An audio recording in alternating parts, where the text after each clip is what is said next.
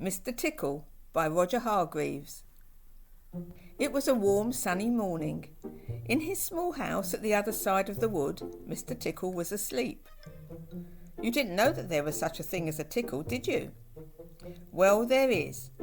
Tickles are small and round, and they have arms that stretch and stretch and stretch. Extraordinary long arms. Mr Tickle was fast asleep. He was having a dream. It must have been a very funny dream because it made him laugh out loud, and that woke him up. He sat up in bed, stretched his extraordinary long arms, and yawned an enormous yawn. Mr Tickle felt hungry, so do you know what he did? He reached out one of his extraordinary long arms, opened the bedroom door, reached down the stairs, opened the kitchen door, reached into the kitchen cupboard, opened the biscuit tin, took out a biscuit, brought it back upstairs, in through the bedroom door, and back to Mr Tickle in bed. As you can see, it's very useful indeed having arms as long as Mr Tickle's. Mr Tickle munched his biscuit. He looked out of the window. Today looks very much like a tickling day, he thought to himself. So later that morning, after Mr Tickle had made his bed and cooked his breakfast, he set off through the wood. As he walked along, he kept his eyes very wide open, looking for somebody to tickle. Looking for anybody to tickle. Eventually, Mr Tickle came to school. There was nobody about, so reaching up his extraordinary long arms to a high window ledge, Mr Tickle pulled himself up and peeped in through the open window. Inside he could see a classroom.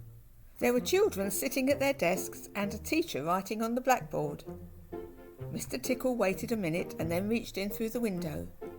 Mr Tickle's extraordinary long arm went right up to the teacher, paused, and then tickled. The teacher jumped in the air and turned round very quickly to see who was there. But there was nobody there. Mr Tickle grinned a mischievous grin. He waited another minute and then tickled the teacher again. This time he kept on tickling until soon the teacher was laughing out loud and saying, stop it," over and over again. All the children were laughing too at such a funny sight. There was a terrible pandemonium. Eventually Mr Tickle thought that he'd had enough fun, so he gave the teacher one more tickle for luck and then very quietly brought his arm back through the open window. Chuckling to himself, he jumped down from the window, leaving the poor teacher to explain what it was all about, which of course he couldn't. Then Mr Tickle went to town, and what a day Mr Tickle had! He tickled the policeman on traffic duty at the crossroads in the middle of town. It caused an enormous traffic jam. He tickled the greengrocer just as he was piling apples neatly in his shop window. The greengrocer fell over backwards, and the apples rolled all over the shop. At the railway station, the guard was about to wave his flag for the train to leave. As he lifted his arm in the air, Mr Tickle tickled him. And every time he tried to wave his flag, Mr Tickle tickled him, until the train was 10 minutes late leaving the station, and all the passengers were furious. That day Mr Tickle tickled everybody. He tickled the doctor. He tickled the butcher. He even tickled old Mr Stamp, the postman, who dropped all his letters into a puddle. Then Mr Tickle went home.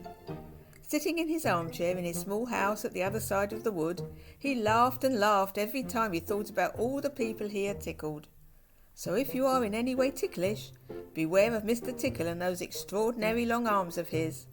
Just think, perhaps he's somewhere about at this very moment while you're reading this book. Perhaps that extraordinary long arm of his is already creeping up to the door of this room. Perhaps it's opening the door now and coming into the room. Perhaps, before you know what is happening, you will be well and truly tickled.